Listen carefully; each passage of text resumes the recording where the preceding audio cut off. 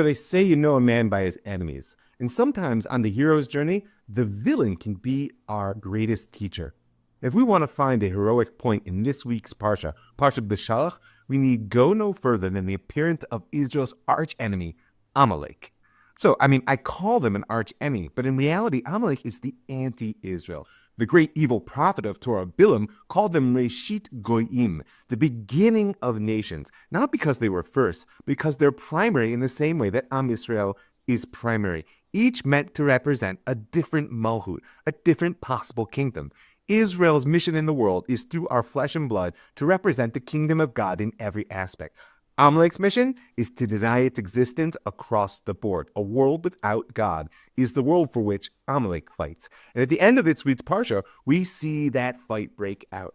After all the drama of the Exodus and the incredible conclusion of the splitting of the Red Sea, Israel faces its first opposition in the world.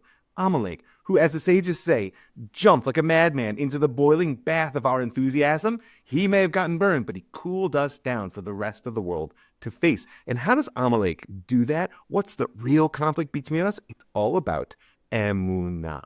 Now, emunah is often translated as faith, but I want to call it faithfulness in this concept. Because as it says, Moshe, who sat above the battlefield as a symbol for the inspiration of Israel, held up his hands, v'yadav emunah abod ashamish. His hands were themselves faith. They were faithful until the sun went down. Moshe kept the eyes on the prize. Despite the difficulty, he was faithful to the fact that God's kingdom includes Amalek itself. He never wavers, upheld his hands. And how else do we face Amalek? Well, Yehoshua, who was down there in the battlefield, he just harried the enemy.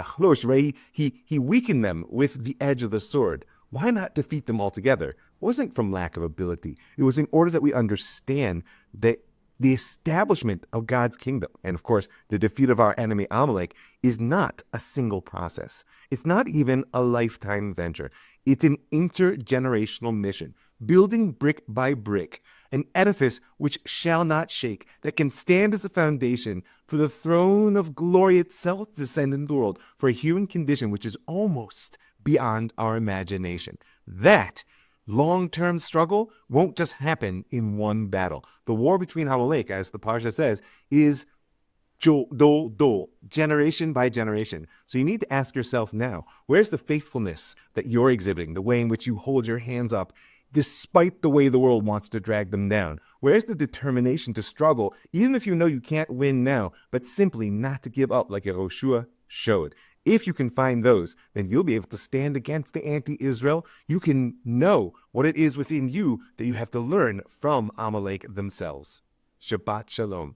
If you want to know a little bit more about Jewish heroism, you can go to jewishheroism.com. You'll see there the 7 paths of the Jewish hero's journey, all laid out for you with source sheets and videos and the like. Or be in touch with me, robmikefoyer@gmail.com. I'm happy to engage in some Torah life counseling and find the way in which your life is a heroic journey, uncovering the light you were created to shine.